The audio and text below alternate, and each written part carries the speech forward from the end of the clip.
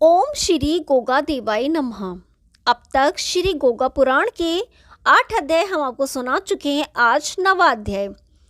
कनकगिरी गांव से चलकर दोनों गुरु चेले चंदगिरी नामक गांव में ठहरे, जहां पर गुरु मच्छिंद्र नाथ ने गोरखनाथ को चारों वेद और 6 शास्त्रों तथा 18 पुराणों का अध्ययन कराया, संजीवनी विद्या और सांवर तंत्रों की विद्याएं भी बताईं तथा भूत प्रेत बेताल आदि को वश में करने के मंत्र सिखाए। अनेकानेक देवी देवताओं के दर्शन कराकर उनसे आशीर्वाद दिलाए। इस प्रकार गुरु मच्छिंद्र नाथ ने अपने शिष्य को समस्त रिद्धि सिद्धि से परिपूर्ण कर दिया। इसी तरह गोरखनाथ को देवी देवताओं से संबंधित सिद्धियां सहज में ही प्राप्त हो गई। इसके अलावा वह अपने गुरु के आदेश अनुसार कभी कभी पृथक रूप से भी यात्रा करते थे और ठहरने के स्थान पर ठहरकर अकेले ही साधना कर सिद्धि प्राप्त करते रहते थे। सच्चे संत महंत योगी सन्यासियों की माया अपरंपार होती है। इनकी माया का पार किसी ने नहीं पाया। ये लोग जो भी चमत्कार दिखा देते थे, उन्हें देखकर देवतागण भी हाथ मलते रह जाते हैं। इसी वजह से इंसान इन्हें भगवान की तरह पूजते हैं। ये लोग माता पिता के ही समान दयावान भी होते हैं। इनके चमत्कारों को देखकर ही जनता की अपार भीड़ इनके पीछे लग जाती है, जिससे इनकी तपस्याओं में बाधा पड़ती है। इसलिए ये लोग अपने पास भीड़ पसंद नहीं करते हैं। गोरखनाथ भी इन प्रदर्शनों से दूर रहते थे। एक दिन की बात है कि इनके गुरुदेव मच्छिंद्र नाथ हाथ में भिक्षा पात्र लेकर नगरी में भिक्षा मांगने गए और अपने शिष्य गोरखनाथ को संजीवनी विद्या पाठ करने का आदेश देकर गए। वह अपने गुरु के आदेशानुसार संजीवनी विद्या में लगे हुए थे। जब गोरखनाथ साधना में लगे होते थे, तब उनके गुरु मच्छिंद्र नाथ ही भिक्षा के लिए जाया करते थे। इसी तरह ये दोनों गुरु चेले सगे भाई की तरह मिलजुल कर रहते थे। अपने अपने कर्तव्यों का पालन नियमानुसार करते थे। जब गुरु मच्छिंद्र नाथ भिक्षा को गांव में गए हुए थे, तब गोरखनाथ संजीवनी विद्या का पाठ कर रहे थे। उसी समय वहां ग्राम निवासी कुछ बच्चे तालाब के किनारे गीली मिट्टी से खेल रहे थे। उनके हाथों में गीली मिट्टी थी, जो एक दूसरे के ऊपर फेंकते थे और भांति भांति के खेल खेल कर उधम मचाते थे। कभी गाली गलौज, कभी मारपीट करते थे और कभी कभी हंसते हुए खेल खेल में गीली मिट्टी फेंकते थे। गोरखनाथ उनके उधम से परेशान थे।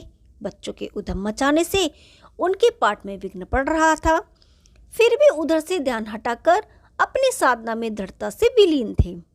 उसी समय बच्चों ने आपस में मिलकर निश्चय किया कि मिट्टी की एक गाड़ी बनाई जाए, जिस पर हाँकने के लिए एक गाड़ीवान भी बैठा होना चाहिए। परंतु सबसे मुश्किल प्रश्न यह था कि गाड़ी बने किस प्रकार। उन्होंने तालाब से स्वच्छ मिट्टी लेकर पानी के साथ सानकर मिट्टी को लेई के समान बना लिया और गोरख के पास आकर बोले, साधु बाबा, इस मिट्टी से हमारे लिए गाड़ी बना दीजिए। गोरखनाथ ने यह कहा, मैं गाड़ी बनाना नहीं जानता। बालकों को टाल दिया, परंतु धुन के पक्के बालकों ने कई बार बनाकर बिगाड़ने के बाद गाड़ी को बना ही लिया। परंतु गाड़ी पर गाड़ीवान के बैठे होने की कमी सभी बालकों को खटकी। परंतु गाड़ीवान बनाने की सामर्थ्य किसी में भी नहीं थी। वह सब मिलकर फिर गोरखनाथ के निकट जा पहुंचे और निराशा भरे स्वर में बोले, बाबा जी, गाड़ी तो हमने बना ली, मगर गाड़ीवान हम लोग नहीं बनाना जानते। गोरखनाथ ने उन्हें बहुत टालने की कोशिश की। बच्चों, मैं ऐसे काम नहीं जानता। मगर बच्चों ने हार नहीं मानी। उनमें से एक लड़का बोला, अजीब बात है, आप पढ़े लिखे होकर एक गाड़ीवान नहीं बना सकते। हमने तो सुना है पढ़े लिखे लोग मूढ़ा, तिपाई, खाट वगैरह सब चीजें बना लेते हैं। सब बच्चों ने ताली पीटकर अपने साथी की बात का समर्थन किया। बाबा जी झूठ बोलते हैं, गाड़ीवान बनाना ये जरूर जानते होंगे। गोरखनाथ ने बालकों के उधम से तंग आकर माथा पच्ची करने में भलाई नहीं समझी। उनके संजीवनी विद्या पाठ में विघ्न पड़ता था, इसलिए उन्होंने बच्चों से हार मानकर कहा, गाड़ीवान बन जाने से तुम लोग यहाँ से चले जाओगे।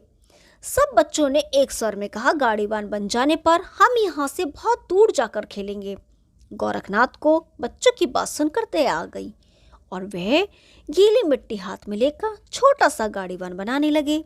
गोरखनाथ गाड़ीवान बनाते जाते थे और संजीवनी विद्या के मंत्रों का जाप करते जाते थे। अभी गाड़ीवान पूरा बन भी नहीं पाया था कि मंत्रों के प्रभाव से उसके अंग हिलने लगे थे, परंतु गोरखनाथ के हाथ भी हिल रहे थे, इसलिए इस बात पर कोई गौर नहीं किया गया। जब गाड़ीवान पूरा बन चुका, जिसके बनाते समय संजीवनी विद्या मंत्रों का ही जाप होता रहा था, इसलिए उसमें जीवात्मा का प्रवेश हो गया था।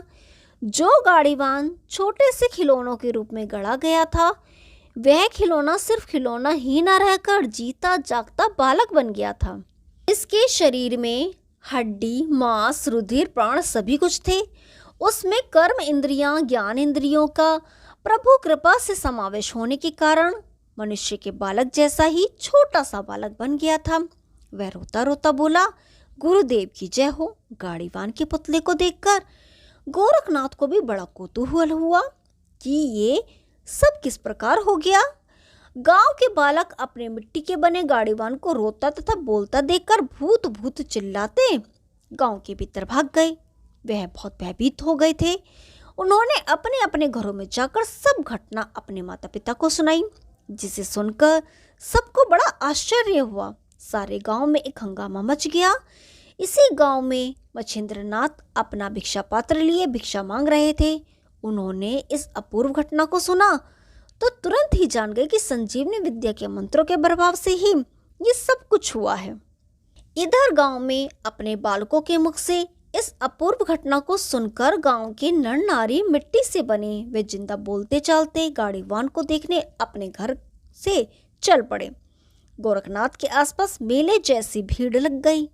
गोरखनाथ से तरह तरह के प्रश्न पूछे जाने लगे। उनके उत्तर देते देते जवान थक गई। वह बहुत ही परेशान हो गए थे। इधर गांव की नारियां मिट्टी के बने सजीव छोटे से गाड़ीवान को देख देख कर बड़ा ताज्जुब मान रही थी। कोई प्यार से उसके सर पर हाथ फेर रही थी, कोई नाक पकड़कर कह रही थी, इसकी नाक तो बड़ी छोटी सी है। कोई कह रही थी, इसका मुंह तो खोल कर देखो, इसके दांत भी हैं या नहीं। इन गांव की स्त्रियों के झुंड में यह सजीव गाड़ीवान का पुतला घबरा कर रोने लगा तो एक नारी ने उसे अपनी गोद में उठाकर पुचकारना व चूमना शुरू कर दिया। एक दूसरे से छीनकर गाड़ीवान की दुर्दशा बनाने लगी। उसी समय गुरु मच्छिंद्रनाथ भिक्षा पात्र लिए जा पहुंचे और भीड़ भाड़ देख गोरखनाथ से कहा, पुत्र गोरख, अब तुम पूर्ण सिद्धि योगी बन गए हो। गोरखनाथ बोले, गुरुदेव ये सब कैसे हो गया? मच्छिंद्रनाथ बोले, ये सब संजीवनी विद्या के मंत्रों के प्रभाव से हुआ है, जिसका तुम मन लगाकर पाठ कर रहे थे। इसकी वजह से मिट्टी के पुतले में प्राणों का संचार हो गया। इससे इसमें कर भंजननाथ की आत्मा का प्रवेश हुआ है। अब यहाँ से चलो, नहीं तो इन नर नारियों के मेले के कारण हमारी साधना में विघ्न पड़ना बंद ना होगा। गोरखनाथ ने भी अपने गुरु को शीश झुकाकर कहा, गुरुदेव यहाँ से चल देना ही उचित है, अन्यथा तपस्या वगैरह हमारी सभी साधनाओं में विघ्न पड़ेगा। दोनों गुरु चेलों ने अपना अपना चिमटा, झोली, खप्पर संगवा लिए। तब गुरु मच्छिंद्रनाथ ने उस अपूर्व बालक के सिर पर हाथ फेरकर आशीर्वाद दिया और उसका नाम गहनीनाथ रख दिया। गोरखनाथ ने गहनीनाथ को उठाकर अपनी गोद में लिया और चलने को तैयार हुए तो गांववासियों को उनकी मनसा समझते देर न लगी। सभी नर नारियों को ज्ञात हो गया कि ये दोनों सन्यासी अब यहाँ से जा रहे हैं। उन्हें बड़ा विस्मय हुआ। वो ऐसे चमत्कारी योगी को जाने देना नहीं चाहते थे, जिनकी कृपा से गांव के भीतर आनंद की वर्षा बरसती रहती थी, क्योंकि जिस दिन से ये सिद्ध लोग यहाँ आकर ठहरे थे, गांव के दुख दरिद्र एकदम भाग गए थे। उनके भागते ही स्वास्थ्य व संपत्ति घर घर में आ गई थी। काफी प्रार्थना व हाथ जोड़ने, पैर छूने पर भी दोनों संत राजी नहीं हुए तो गांववासियों ने कहा कि दोनों नहीं रहना चाहते थे तो एक महात्मा को तो जरूर ही यहाँ रहना चाहिए। हम दोनों के उद्धार का दूसरा उपाय इसके अलावा और कोई नहीं मालूम पड़ता। जब गांववासी उनका पीछे छोड़ने को किसी भी भांति राजी ना हुए तो गुरु मच्छिंद्रनाथ बोले, हे प्यारे भक्तों, साधु के एक स्थान पर ठहरने से उसमें गंदलापन आ जाता है। साधु संत तो रमता रहे, वह उसके उद्धार का हेतु है, नहीं तो उसकी की हुई समस्त तपस्याएं नष्ट हो जाती हैं। इसलिए अब हमें जाने दो, फिर कभी अवसर मिला तो तुम्हारे पास आकर सत्संग करेंगे। किसी ने ठीक ही कहा है, रमता जोगी बहता पानी ही सच रहता है। जब ये दोनों तबधारी गांववासियों के कहने से ठहरने को राजी नहीं हुए तो गांववासियों ने प्रार्थना की, कृपा कर हमारे बच्चों के इस सजीव गाड़ीवान को तो आप यहाँ छोड़ जाओ, हम लोग इसको देखकर ही आप लोगों को याद कर लिया करेंगे। दोनों गुरु चेलों ने गांववासियों की इस प्रार्थना को स्वीकार कर लिया। उसी गांव में एक प्रसिद्ध पंडित, विद्यावान व सदाचारी रहता था, जिसका नाम मधुनामा था। इनकी पत्नी भी सर्वगुण संपन्न सदाचारणी साध्वी प्रतिव्रता थी। नाम था गंगा देवी।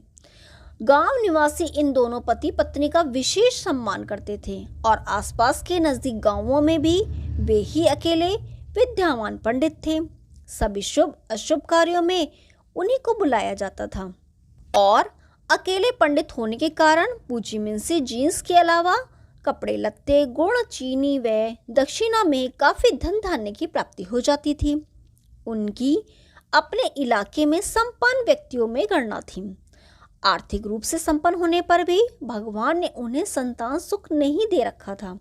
झाड़ फूक, ताबीज गंडों की काफी चिकित्सा कराने से भी कोई लाभ नहीं हुआ तथा अधिकायु हो जाने के कारण बची कुछ आशा भी निराशा में बदल चुकी थी। उन्हें अपना भविष्य बिना संतान के अंधकारपूर्ण दिखाई पड़ता था।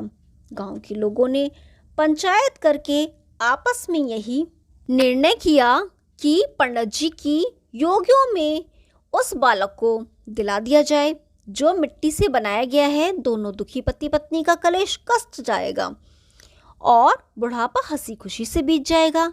ऐसा विचार कर गांव के मुखिया को लेकर कई ग्राम निवासी सज्जन पंडित के घर गए और उन्हें दोनों करामाती योगियों की मिट्टी से बनाए सजीव बालक की कथा सुनाई तथा पंडित मधुनुमा का एवं उसकी पत्नी गंगा को साथ लेकर वह लोग मच्छिंद्रनाथ व गोरखनाथ के पास पहुंचे। मधुनामा पंडित मच्छिंद्रनाथ से हाथ जोड़कर बोले, योगीराज, हम दोनों पति पत्नी ब्राह्मण जाति के हैं और बिना संतान के बुढ़ापा अंधकारपूर्ण है। अगर आप इस मिट्टी से बने सजीव बालक को हमें पालने के लिए देने की कृपा करें तो हमारा घर शोभायमान हो जाएगा।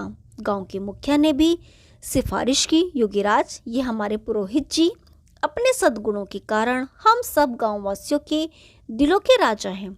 इनके घर किसी बात की कमी नहीं है। ये सिर्फ संतान सुख से वंचित हैं। इन्हें इस सुंदर खिलौने जैसे बालक को देकर संतान दुख से छुटकारा दिला दो। गांव निवासियों के मुखिया की बात सुन मच्छिंद्रनाथ बोले, पंडित पंडितानी के दुख में मेरी सहानुभूति है, परंतु इस बालक का ये लालन पालन ठीक प्रकार से कर भी सकेंगे या नहीं? मधुनामा पंडित और उनकी पत्नी गंगा एक साथ बोले, कर क्यों नहीं सकेंगे? हमें जब बालक की इच्छा है तो इस सुंदर बालक का पालन पोषण जी जान के साथ करेंगे। योगी मच्छिंद्रनाथ बोले, सो तो ठीक है, परंतु इसे कोई मालूमी मिट्टी से बना बालक मत समझो। ये बालक कर भंजननाथ का अवतार है जो देवताओं का अंशी है और अब इसका नाम हमने ग्रहणीनाथ रखा है। इसे भगवान शंकर का अवतार ही समझना। इनसे तुम्हारा घर व कुल पवित्र हो जाएगा। ये बालक बड़ा होने पर जगत विख्यात प्रसिद्ध योगेश्वर होगा। इसके गुरु का नाम निवृत्तिनाथ होगा जो इसे विद्यावान बनाएंगे। जाओ, इसे ले जाओ और सावधानी पूर्वक इसका लालन पालन करो। इतना कहकर गुरु मच्छिंद्रनाथ ने गंगा के ऊपर अभिमंत्रित भस्मी छिड़की, जिसके द्वारा गंगा का ममत्व जाग उठा और इसके स्तनों से दूध उत्पन्न हो गया। उसने तुरंत ही बालक गहनीनाथ को स्तनपान कराया और गुरु मच्छिंद्रनाथ से बोली, योगीराज, आप निश्चिंत रहें। इस बालक का लालन पालन मैं अपने उदर से पैदा हुए शिशु के समान लाड़ प्यार से करूंगी। आप चिंता ना करें। पंडितानी गंगा की बात सुनकर मच्छिंद्रनाथ बोले, चिंता तो हमें रत्ती भर भी नहीं है।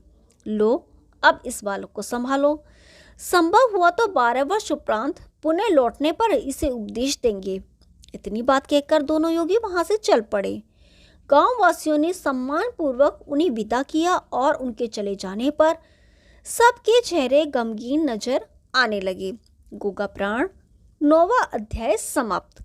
कल 10वां अध्याय शुरू करेंगे। तब तक के लिए नमस्कार।